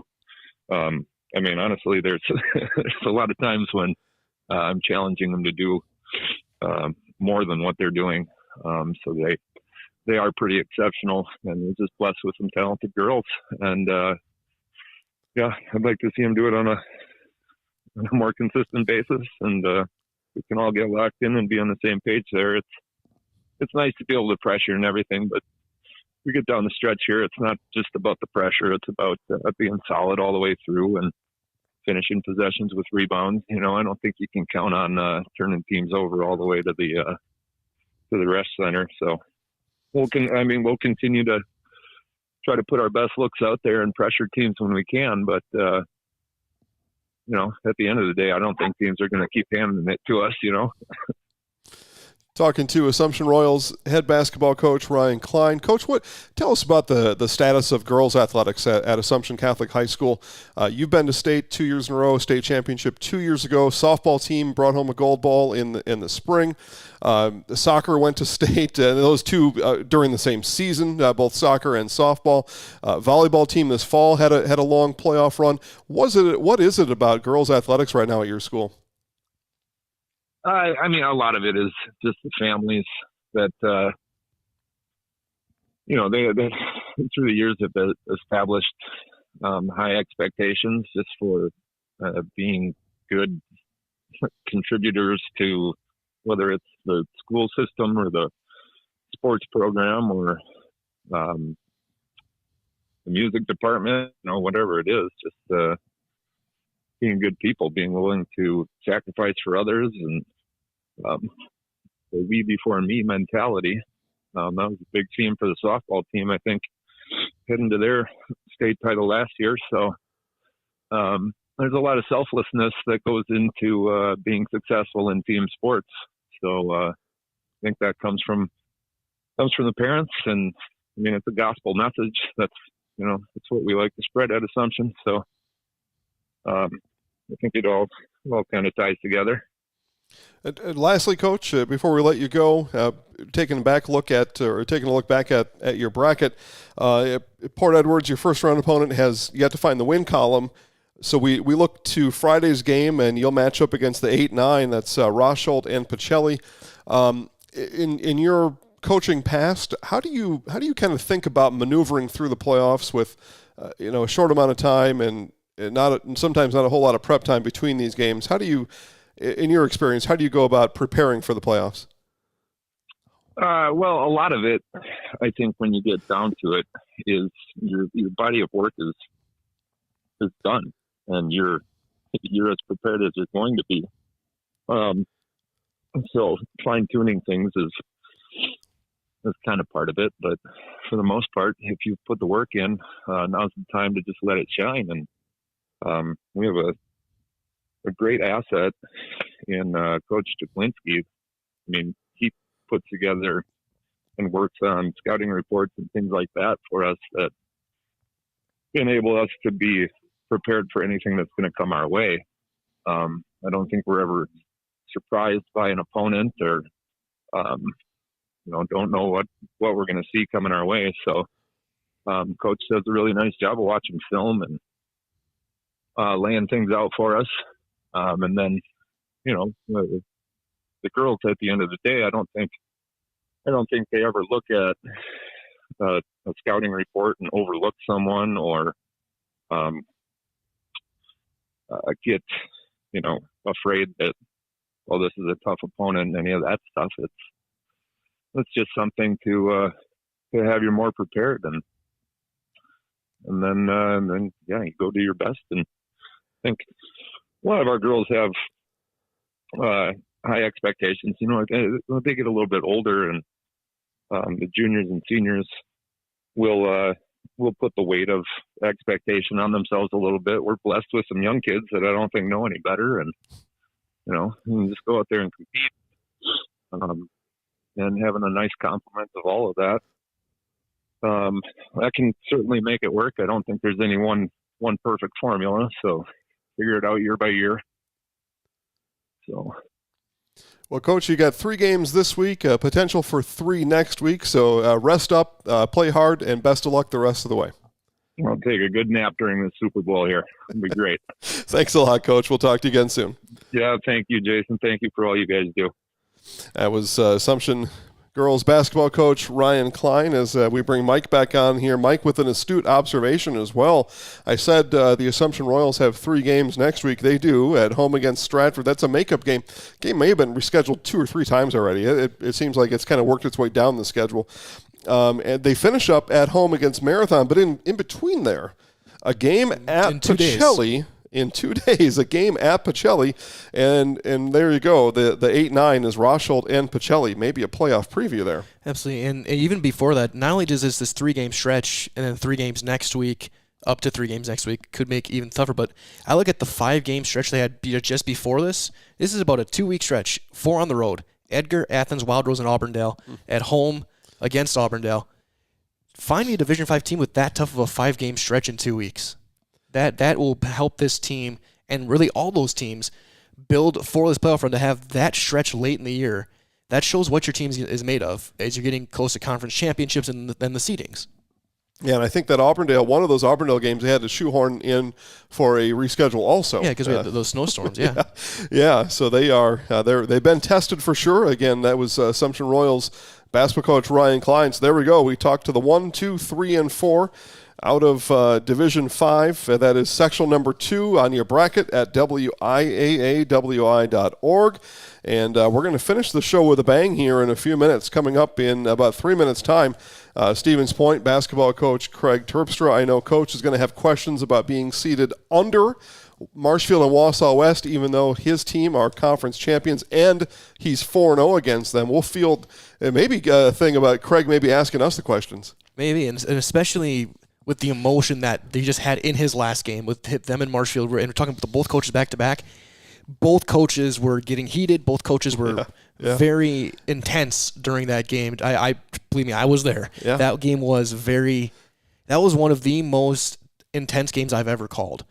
Neither team was giving an inch, despite how many whistles we saw and how kind of disjointed that game ended up being. Going to double overtime, free throws deciding it, a late chance for Marshfield. Spash was able to hang on and get the conference. But those 3 teams, especially the West, there's no love lost when the game is going between those 3 teams. No. And it's going to be such a fun platform if they all can advance at least past the game. They all have tough matchups after that. Mm-hmm. But all 3 teams are I think, worthy and deserve to host a game.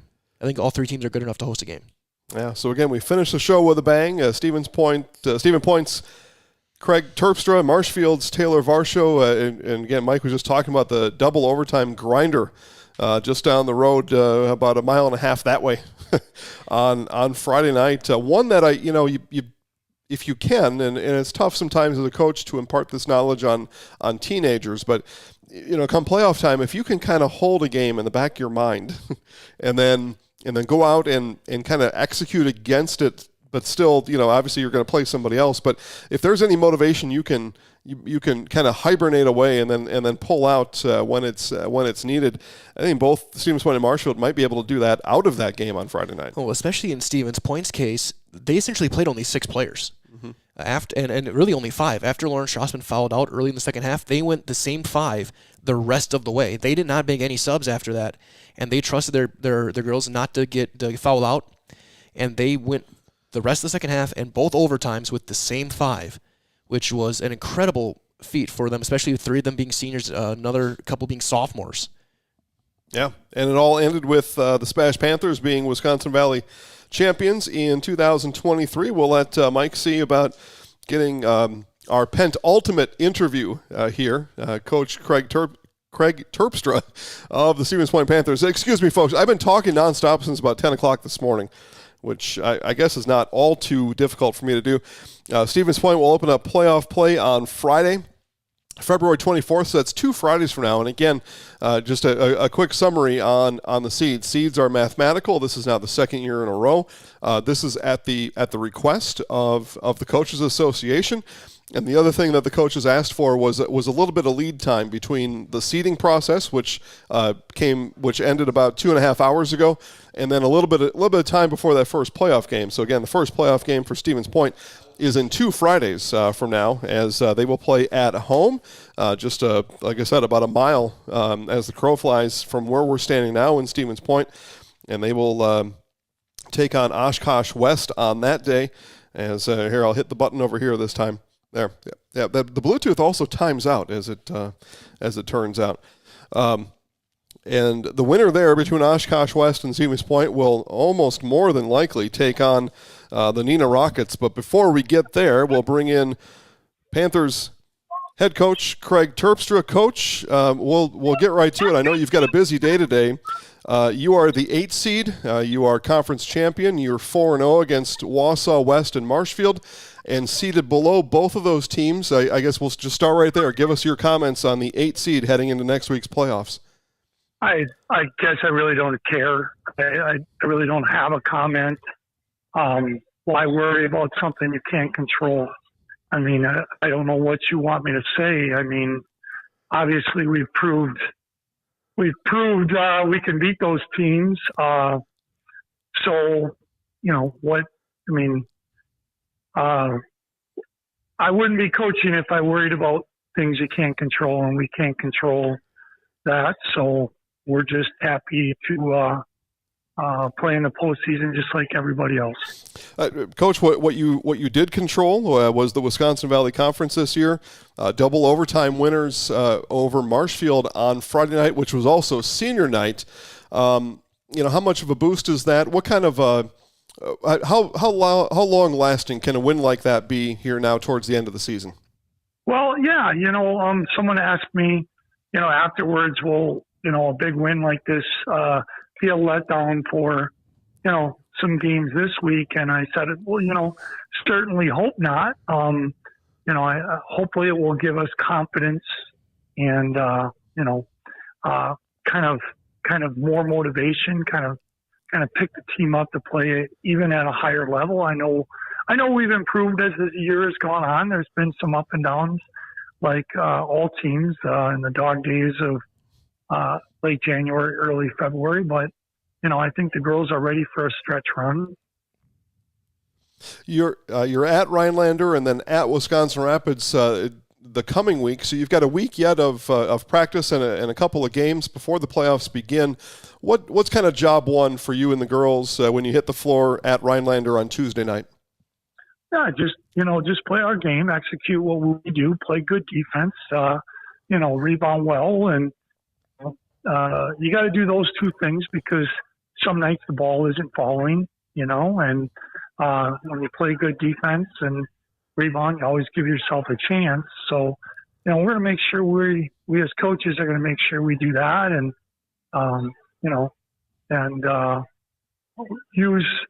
definitely use those two games to keep playing sharp and be ready for a postseason run.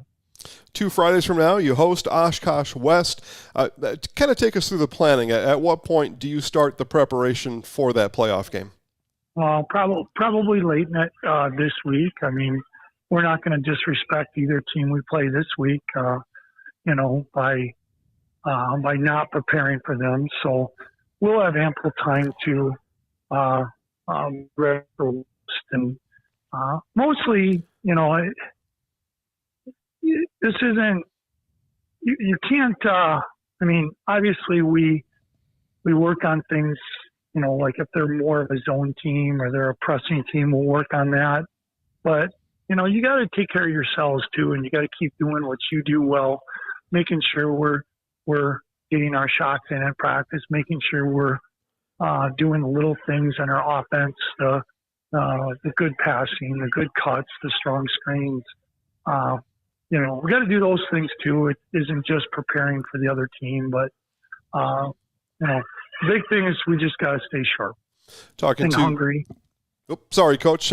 Talking to Stevens Point Panthers basketball coach Kraig Terpstra. Let's talk about some of the non-conference games and how those games kind of help you as either you reflect on them or they help your team grow. We will look at some of the non-conference schedule, Neenah and New London. Some tough teams. How to tell us about the advantages of scheduling those kind of tough teams that help as you begin to wind the season down and then begin a postseason run? Well, like the New London game was, down to last possession. Their Division I player hit a, step back jumper at the buzzer to beat us. So obviously, being in a situation like that helps you for upcoming games. We played tremendous defense. She just made a really good play. you know. With so being in a close game on the road against a very one seed in a Division II like that, you can grow from, you can gain experience from. Our Neenah game, I really don't know if that helps or hurts us. It was so long ago.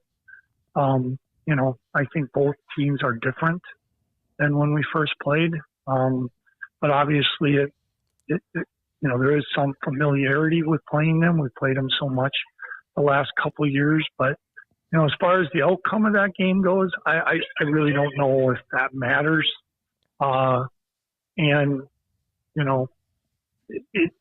Whether or not we learn something from that other than what we needed to improve on to win big conference games, maybe it helped us. But we'll see what happens in the tournament run.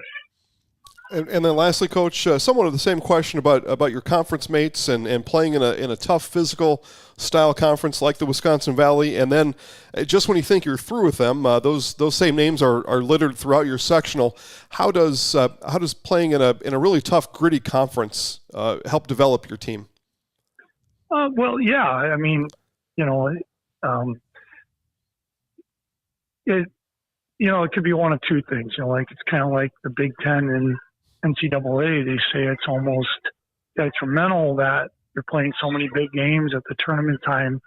You're maybe tired, you're burned out, or But I don't think that's the case with us.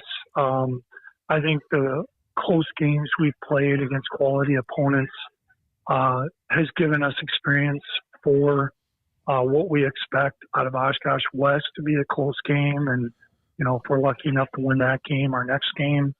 So it's kind of makes you battle tested versus some of those D2 teams, like maybe a New London, for instance. I don't want to disrespect their conference, but it was great that they got to play us, because maybe they're not seeing those type of teams as much.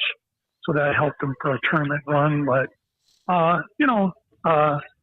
it's always nice playing conference opponents. It's nice that we were able to win at least a share of the conference title. And, our girls weren't picked to win the conference by experts or whoever. So, they're pretty proud of being able to do that. And, as far as seeding goes, if they're not seeded high, that really doesn't bother them either. Coach, I'll just wrap it up by telling you congratulations on the conference championship. Definitely well earned. Good luck on your 2 road games this week and into the playoffs next week. All right. Thank you. You're welcome. Yeah. Stevens Point Panthers head coach Kraig Terpstra checking in as Mike, we're just about at the end. We're just so close to being there, and I think we might as well just keep let's bring you on. You called the game. I know we talked about it a little bit, but now hearing Coach's comments about kind of headed into the postseason and wrapping these games up, I'll give you kind of final thoughts on the Stevens Point Panthers. Well, not even just that. I also shot highlights for the New London game, so I was there for that one, and called the Neenah game, so I've seen the Panthers a decent amount this year. That New London game, they came down from 17 points down in the second half, and they were tied with 4 seconds left. They showed the resolve to come back. They are very good in close games. And to me, part of that comes down to, like Coach was saying, the defense, the rebounding, and for me, the free throws. On Friday in Marshfield, they tied the game late in regulation with a free throw. They won it in overtime, double overtime, on a free throw. So that was the deciding point, was an Emma Josie free throw with 10 seconds left. Those little fundamental things are what helps teams advance in this tournament to win championships. You need to rebound. You need to play defense. You need to hit your free throws when the clock is stopped. Those little things, the Panthers have done so well this year in so many big games that I think they're getting by a tough Oshkosh team and they're having to go to Neenah. They're going to be a pain to knock out of this tournament no matter who they're playing. They are that battle-tested. They are that ready to play. And those players, I could tell on Friday night, they believe. They believe they can beat anyone. I think that's a good point. They've dealt with some of that anxiety that you talked about, and some of that stress, and that's what the playoffs are: anxiety and stress. And so if they're well prepared, or even better prepared, than the other team, and in the close games that they've played, sometimes in the playoffs, you get there, and all of a sudden, maybe you're at the 1 seed, you're at whoever, and you've got the ball with a chance to win. And especially also for all of these Division I teams, almost all of them have a bye right away. Yeah. You got to look ahead. They're now sitting a week between games, too. Right. So most of them are playing Thursday night. You're off for 8 days, and you have all those practices, but then you got to play back-to-back. Mm-hmm. So you got to be ready for that kind of thing, too. So a battle-tested team like Stevens Point, I think this could benefit them to have that little stretch to kind of decompress, unwind, and prepare for their opponents instead of having to go game, having to play Tuesday, Friday, Saturday, just Friday, Saturday now. Yeah, I'm not sure that the schedule couldn't have worked out better either after the emotional and likely exhausting win against Marshfield Friday, at Rhineland or at Wisconsin Rapids. I know any given day, any given Sunday, but those are teams, those are games they should be favored in, maybe comfortably. So maybe for them, that nothing better than to have things kind of work out in that way, where now they get to kind of breathe a little bit going into some games where they should be the favorite coming in. Especially also the Wisconsin Rapids game isn't a win of that is an outright conference championship. True. There is no sharing if they win that game. They will be 11-1 in the Valley. So that's I know they're going to go in hard on that one to try and make sure that, especially that game, they're not going to look past Rhinelanders. Coach Terpstra's never been that kind of coach in any sport Right. he's covered. Right. He's never been a coach to look ahead of an opponent. And so they're going to go in. They're going to go in focus these 2 games, and then they're going to take that 8 days and really dial in on Oshkosh to make sure they have the best possible game plan to get their final home game of the year next Friday night, and leave the Smash Field House with a win. Yeah, certainly would be. All right, we'll let Mike get our last guest dialed up. Well, I know Coach will answer the phone a couple minutes early as we look now to Marshfield Tigers head coach Taylor Varsho coming on, and I want to give a thanks to Coach Terpstra. I kind of set him up there to what I was hoping Coach would do was just vent with me a little bit on the seating process, but Coach would have none of it. He's like, "Hey, what do you want me to do?" And I really appreciate that answer, and because I think that's the right take on it.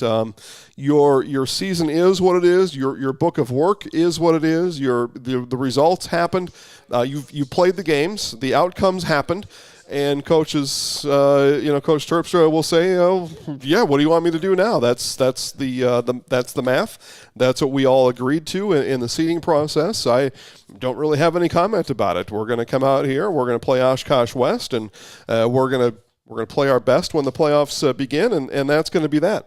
And okay, that was probably a better answer than saying, "Oh yeah, boy, that was, I can't believe that seed. Oh my gosh, what's going on out there?" I really respect Coach Terpstra for that answer.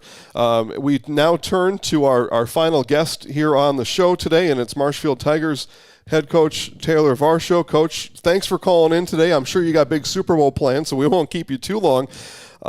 With the 6-seeded Marshfield Tigers, and I'll start right there. Just thoughts on getting the 6 seed when playoffs begin 2 Fridays from now. Yeah, I'm really happy with where we ended up being a 6th seed. As a coach, you always try to plan ahead and see where things are going to fall and try to base it off what happened last year. And our schedule was a very tough schedule. We had to play many times 3 days a week. And, we did play the Ninas. We did play, we always host our holiday tournament. So looking at our sectional, there's only a couple teams where we did not, or who we did not play. So, again, really excited about our 6th seed. And, we've always said since the first day of practice, we're always preparing for that first playoff game. And I'm truly happy with how things panned out, who we play, and I'm really excited to host a home game. Yeah, it's certainly a reward for a good season. Before we talk more playoffs, let's back up to Friday night. A chance to go in and kind of even the score with Stevens Point. It's not the way it worked out, but a really tough, well-fought double overtime game. How can you keep that one with the girls? Are you able to use that as a motivator now as we turn our sights towards playoffs? Mm-hmm. Yeah, I think every time you go out and play, regardless of their record, any game's anybody's game. And so, going into the game, we knew that conference was on the line and a lot of big moments for kids. But, I think it's more about a learning experience and more about learning how we can prepare ourselves for, potentially that first playoff game. But, a double overtime, you can't ask for anything better than, playing away on the road. I thought our girls fought hard. I thought, we battled right down to the last second. And it was a battle all game. We were up first, Point came back and was up for a little while, tied it. They were up by 4 with, I think, under 30 seconds to go. And, somehow my girls just found a way. And, the kids that don't always get recognized in the paper, don't always get the highlights or the interview after the game really stepped up. Our bench players did a phenomenal job with a couple of our starters in foul trouble. So, again, really proud of the way they played. Again, you can't ask for a better environment. Are going into our last week of regular season. Yeah, I'm glad you brought up the last week of the regular season. Again, we're talking to Marshfield Tigers head coach Taylor Varsho. You got a home game, so you get to finish the regular season at home and then the home playoff game. But against Wausau West on Thursday, what's left to accomplish in that game? How will that game help kind of set the table, set the mood for the playoff run? Yeah, I think it's the mindset of this is a playoff game. And the win and move on type mentality, that's the mentality you have to go into it. And, we talked to the girls today. We had our selection show meeting and, we watched everything, but, had conversations of even what PBS coaches do to help prepare you for that. You always prepare and you always try to play, bigger games. Maybe it's a rival game. Maybe it's just on the road and against a really good team. But, last Friday night, I think that prepares them for the big moments. And sometimes, sometimes teams don't, go, those big moments come and they don't always excel in those big moments. But, we prepared them all year for the playoffs, but, we got to take care of business on Thursday. And, and I always say, if we play well, if we control the possessions and we control the game, we'll be happy with the results. And, but it was, Friday night was a learning experience. So couldn't ask for a better opponent, and a better environment to play in to prepare us for not only this week, but also the first game of playoffs. As the games finished up for the week, as you were playing, Neenah beat Hortonville. If that's a game Hortonville wins, they're likely the 1 seed, but there they are, the 3, just one step above you in the bracket. Of course, you got to take care of Holman at home on that day, but just talk about the strength of your sectional. I know you said you've played some of these teams, get ready for that, but any game that you play in this playoff run is probably going to be the toughest game you've played all year. Yeah, absolutely. We battled against Neenah when we played them at the beginning of the year.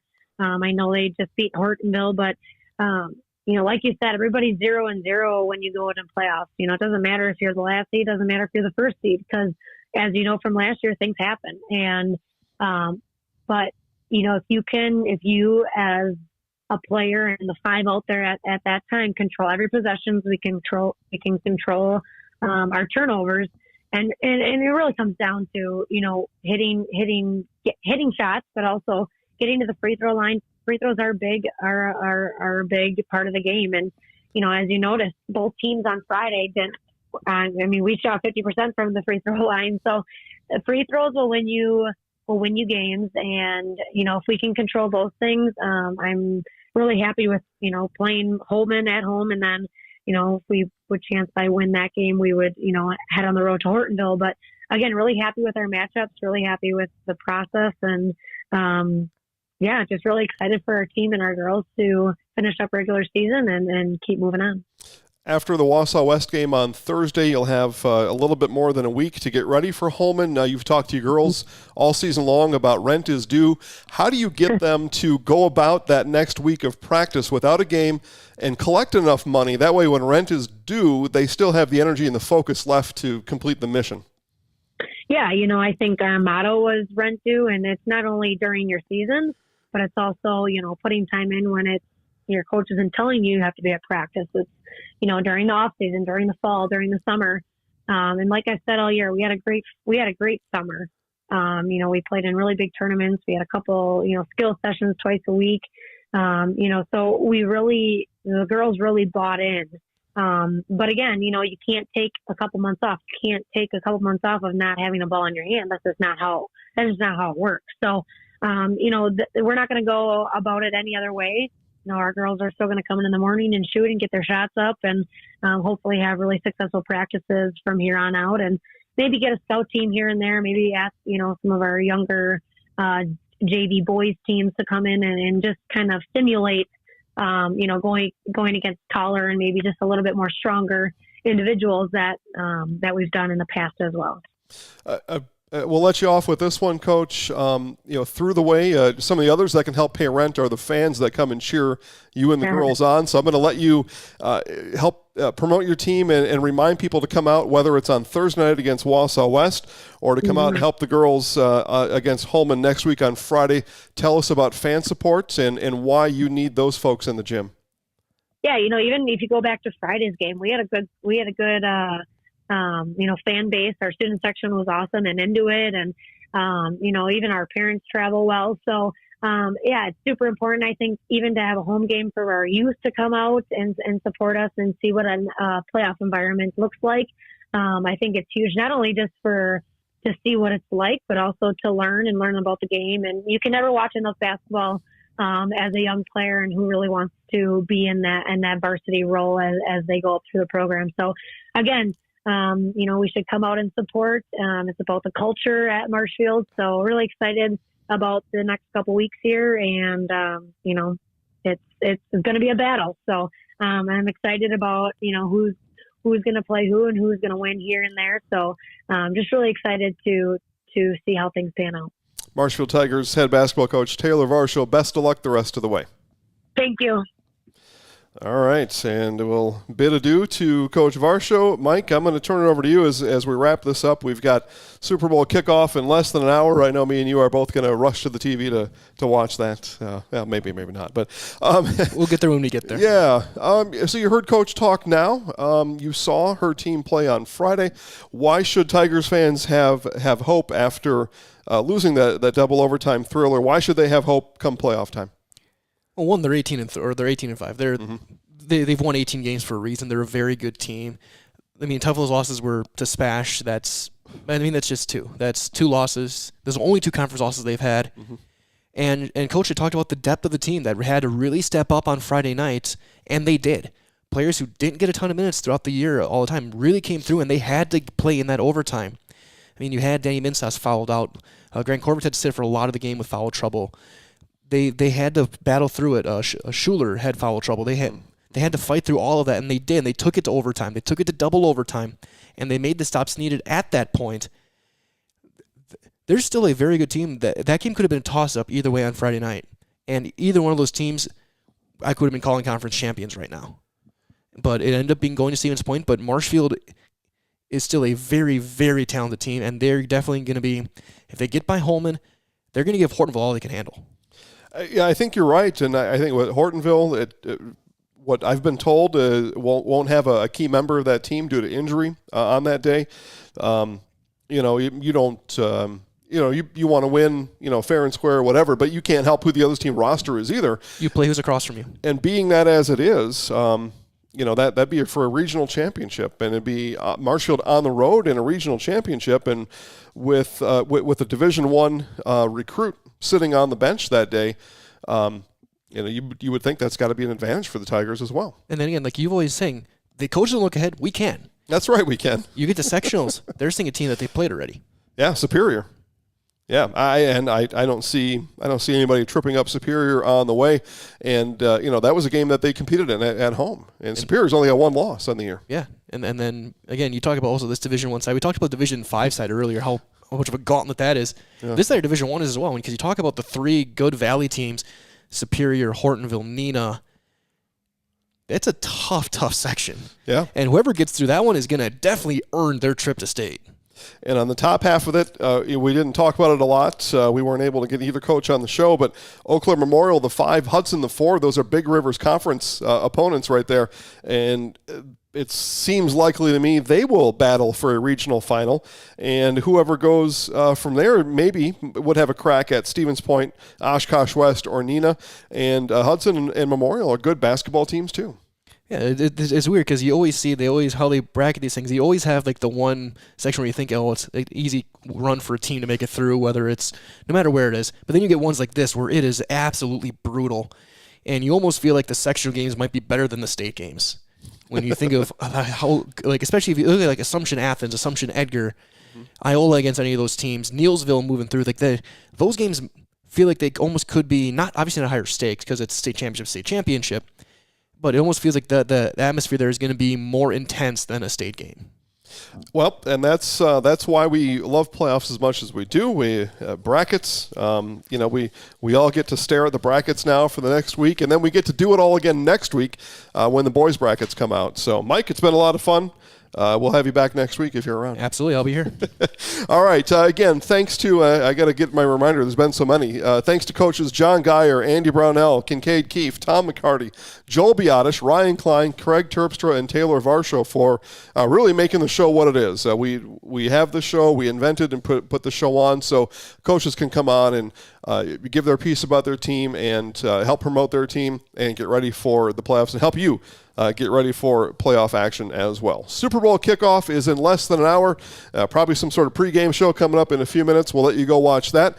And thanks for watching this show. The last thing we'll ask you to do is, there's always kind of a lull right after halftime into the third quarter. Our Zaleski Sports 3 to See is out on Facebook in about an hour. So right after that lull, after halftime, or when you've had enough of the halftime, I don't even know what Rihanna or somebody, go out and vote. We've got our best 3 plays of the week. Head on out there and vote on Facebook and our Zaleski Sports 3 to See. That's my mission for you today. See a couple of really clutch shots that won games late for a couple of teams and also some flashy play in the CWC South as well to vote on. There you go. That's all for now, folks. Enjoy the rest of your Sunday.